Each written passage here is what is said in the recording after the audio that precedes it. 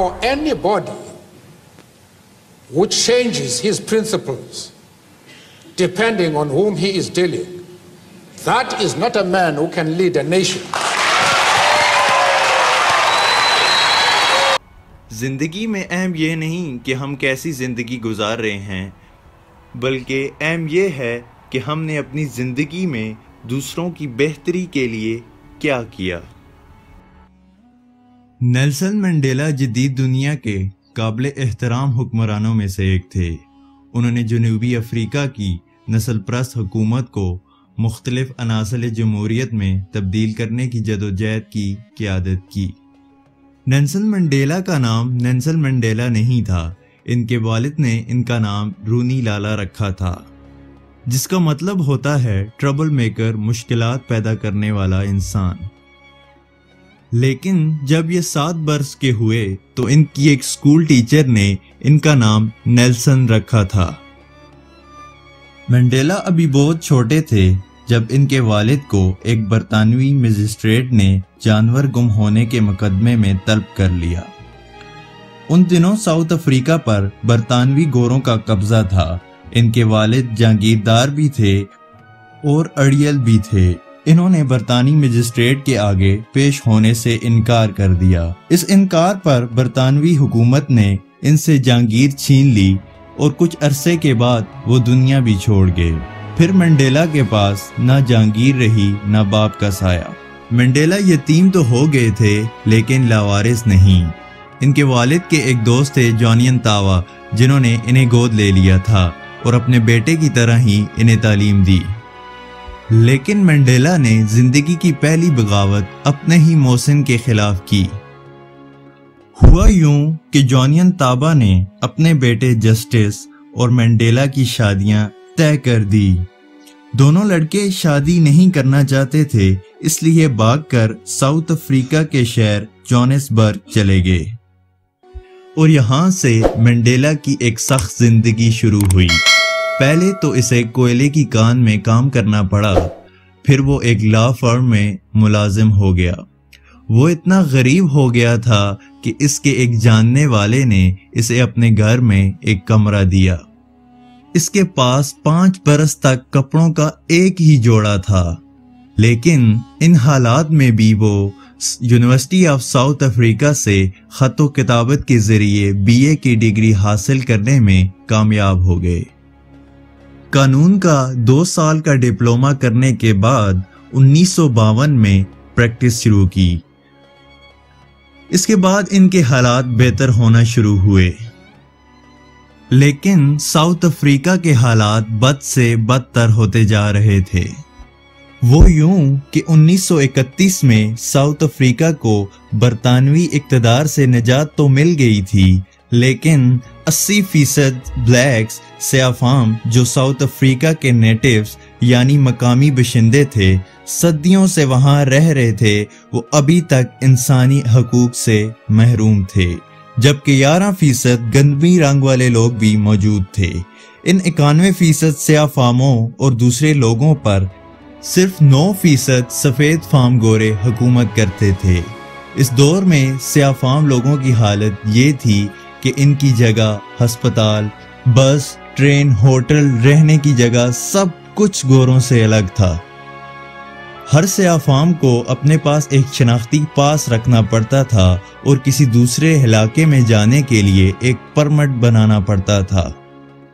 تو ان حالات نے منڈیلا نے بھی وہی کیا جو انہیں کرنا چاہیے تھا اور جو بہت سے نوجوان کر رہے تھے۔ انہوں نے اپنے حقوق کی لڑائی سڑکوں پر لڑنا شروع کر دی، اور پہلی بار وہ سڑک پر تب نکلے جب ان کے علاقے میں چلنے والی بس کا کرایہ بڑھ گیا تھا۔ کرائے بڑھنے کے خلاف 10,000 لوگ سڑکوں پر نکلے، جن میں منڈیلا بھی شامل تھے۔ عوام نے 9 دن تک اس طرح بائیکاٹ کیا کہ ان کے علاقے میں ہر بس خالی چلتی رہی۔ 9 روز بعد بس کمپنی نے کرایہ کم کر دیا اور سیاہ فاموں کی پہلی جیت ہوئی۔ 1948 میں ساؤتھ افریقہ میں الیکشن ہو رہے تھے، جس میں سیاہ فاموں کو ووٹ ڈالنے تک کی اجازت نہیں تھی، اور ان کا سب سے برا قانون یہ تھا اگر وائٹ لوگ بلیک لوگوں کی کوئی بھی جگہ ہتھیانا چاہیں تو وہ اسے وائٹ لینڈ ڈکلیئر کر کے چھین لیتے تھے۔ ان تمام تکلیف دہ قوانین کے خلاف سیاہ فام لوگوں نے ایک تحریک شروع کر دی۔ اس تحریک کا طریقہ یہ تھا کہ سیاہ فام جان بوجھ کر قوانین کی خلاف ورزی کرتے تھے، جیسے کہ اپنے پاسز نہ دکھانا، بنا پرمٹ کے سفر کرنا اور سفید فام لوگوں کے علاقوں میں بغیر اجازت کے داخل ہو جانا وغیرہ تھے۔ حکومت نے ڈیفائنس موومنٹ میں حصہ لینے والے بہت سے لوگوں کو گرفتار کر دیا، جن میں مینڈیلا بھی شامل تھے۔ 30 جولائی 1952 کو مینڈیلا کو پہلی بار گرفتار کیا گیا۔ مینڈیلا سمیت 21 لوگوں کا ٹرائل ہوا اور مجسٹریٹ عدالت نے 9 ماہ قید کی سزا سنائی، لیکن بعد میں 2 سال کے لیے سزا کو معطل کر دیا گیا۔ جب حکومت سیاہ فام لوگوں کی تحریک سے بہت تنگ آ گئی تو انہوں نے مینڈیلا سمیت 150 لوگوں پر غداری کا مقدمہ بنا دیا۔ 5 دسمبر 1956 کو نیلسن منڈیلا اور ان کے ساتھیوں کو گرفتار کر لیا گیا۔ جیل میں انہیں بے لباس کر 1 گھنٹے سے زیادہ وقت تک سردی میں ٹھٹرنے پر مجبور کیا تھا۔ چوتھے روز سب ضمانت پر رہا ہو گئے۔ منڈیلا اور اس کے ساتھیوں کا ٹرائل 5 سال تک چلتا رہا، یعنی 1961 تک چلتا رہا، اور پھر ساؤتھ افریقہ کے سفید فام ججوں نے ایک حیرت انگیز فیصلہ کیا۔ 29 مارچ 1961 کو منڈیلا سمیت باقی کے 30 قیدیوں کو بھی رہا کر دیا گیا۔ یعنی یہ وہ جج تھے جنہوں نے حکومت کے دباؤ کے باوجود انصاف کو آگے رکھا، جس کا اعتراف خود منڈیلا نے بھی کیا ہے۔ منڈیلا رہا تو ہو گیا تھا، لیکن وہ یہ سمجھ گیا تھا کہ اب مظاہروں سے کام نہیں چلے گا اور ہتھیار اٹھانا ہوں گے۔ چنانچہ منڈیلا نے اپنے بیوی بچوں کو خدا حافظ کہا اور انڈر گراؤنڈ ہو گیا اور حکومت کے خلاف متحرک ہو گیا۔ کئی ماہ تک پولیس ناکے لگا کر منڈیلا کو تلاش کرتی رہی، لیکن وہ کسی کے بھی ہاتھ نہیں آیا۔ نیلسن منڈیلا بیس بدل کر بھی اپنی پارٹی کی خصوصی میٹنگز میں شامل ہوا کرتا تھا۔ اس دوران منڈیلا جعلی پاسپورٹ بنا کر ملک سے نکل گئے تاکہ وہ پولیٹیکل اور فائنینشل سپورٹ حاصل کر سکیں۔ ان کی وطن واپسی سے پہلے ہی ساؤتھ افریقن خفیہ پولیس نے ان کی گرفتاری کے لیے پہلے سے ہی جال بچھا لیا تھا۔ وطن لوٹتے ہی انہیں گرفتار کر لیا گیا۔ گرفتاری کے وقت یہ ایک کار میں سوار تھے۔ ان کے پاس ایک پسٹل اور ایک نوٹ بک موجود تھی جو انہوں نے کار کے خفیہ حصے میں چھپا دی، جو پولیس کو کبھی نہ مل سکی۔ منڈیلا کو اپنے خلاف مقدمات کا ایک فائدہ ضرور ہو رہا تھا۔ فائدہ یہ تھا کہ دنیا بھر کا میڈیا منڈیلا کے خلاف مقدمے کی کوریج کرنے آتا تھا۔ پہلی بار جب وہ عدالت میں گئے تو انہوں نے افریقیوں کا روایتی جنگلی لباس پہنا تھا، جو ویسٹرن سویلائزیشن سے بغاوت کا کھلا اعلان تھا۔ منڈیلا نے عدالت میں کھڑے ہو کر کہا کہ وہ اس ملک کے قوانین کو نہیں مانتا، جس کی پارلیمنٹ میں اسے نمائندگی حاصل نہیں ہے، اور یہ بھی کہا کہ انہیں عدالت سے انصاف کی کوئی امید نہیں۔ ہڑتال اور پاسپورٹ کے کیس میں منڈیلا کو کل ملا کر 5 سال کی قید ہوئی۔ جب فیصلہ سن کر عدالت میں کئی لوگ کھڑے ہو کر رونے لگے تو منڈیلا نے مکہ بنا کر ان کی طرف نعرہ لگایا، امان دلا۔ اس لفظ کا امریکی زبان میں مطلب ہے طاقت یا حوصلہ۔ منڈیلا کے خلاف جو دوسرا مقدمہ تھا دھماکوں اور حکومت کا تختہ الٹنے کا، اس میں ان کو عمر قید کی سزا ہوئی۔ جیل میں منڈیلا کو شدید ٹارچر سے گزارا گیا۔ اسے 6 ماہ بعد اپنی بیوی سے ملنے کی اجازت تھی اور بچوں سے نہیں۔ اس کے خط سینسر کیے جاتے تھے، اور حد تو یہ ہے کہ اس سے اپنی ماں اور بیٹے کے جنازے میں شرکت کرنے کی اجازت نہیں دی گئی۔ جیل میں منڈیلا اور اس کے ساتھیوں کو پتھر توڑنے پر مجبور کیا گیا۔ 18 برس رابن آئرلینڈ میں گزارنے کے بعد 1982 میں منڈیلا کو کیپ ٹاؤن کی جیل میں منتقل کر دیا گیا۔ 6 برس بعد 1988 کو منڈیلا کو ورسٹن پریزن میں شفٹ کر دیا گیا۔ طویل قید سے منڈیلا کے کچھ خیالات بھی نرم ہو گئے۔ اب وہ حکومت سے بات کرنے کے لیے تیار تھا۔ انہوں نے خود حکومت سے رابطے کیے اور بات چیت شروع ہو گئی۔ اس دوران منڈیلا کو ایک جسمانی دھچکا بھی لگا۔ حکومت نے قید کے دوران انہیں ایسی جگہ پر بھی رکھا جہاں پر کافی نمی تھی، جس کی وجہ سے ان کے پھیپھڑوں میں پانی بھر گیا۔ انہیں ٹی بی بھی ہو گئی تھی، چنانچہ آپریشن کر کے ان کے پھیپھڑوں سے 2 لیٹر پانی نکالا گیا۔ منڈیلا صحتیاب ہو گئے اور حکومت کے ساتھ بات چیت بھی کامیاب ہو گئی۔ ساؤتھ افریقہ کی سفید فام حکومت ان کے حقوق دینے کے لیے تیار ہو گئی۔ صدر ایف ڈبلیو ڈی کلیرک نے 2 فروری 1990 کو 30 سے زیادہ جماعتوں پر پابندی ہٹا دی۔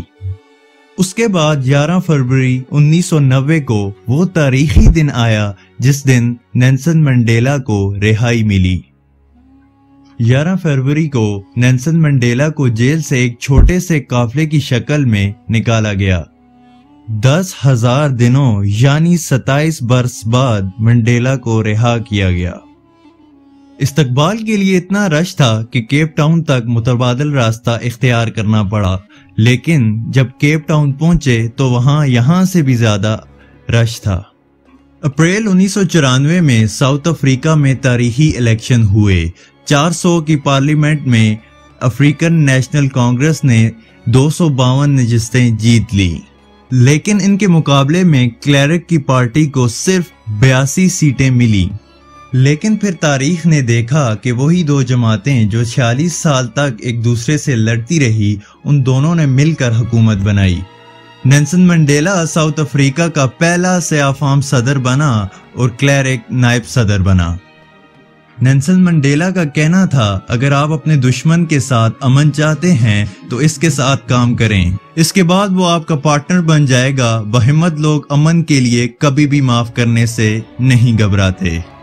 اور پھر دونوں کو نوبل پیس ایوارڈ بھی مل چکا تھا۔ پھر 10 مئی کو نیلسن منڈیلا نے صدر کا حلف اٹھایا۔ یہ وہی سیاہ فام تھا جس کے والد سے انہوں نے جاگیر چھین لی تھی، لیکن نیلسن منڈیلا نے انتقام لینے کے بجائے یہ کہا کہ وہ ایک ایسی دنیا قائم کریں گے جس میں ہر کوئی بے خوف ہو کر ترقی قائم کر سکے۔ 1999 میں ان کی صدارتی ٹرم ختم ہوگی اور 1999 میں انہیں پارلیمنٹ میں آخری خطاب کیا، جس میں انہوں نے کہا کہ مجھے امید ہے کہ کامیابی کا یہ سفر جاری رہے گا اور ہر نسل کو ترقی کرنے کا موقع ضرور ملے گا۔ منڈیلا 1992 اور 1999 میں 2 بار پاکستان آئے اور قائد اعظم کے مزار پر حاضری دی۔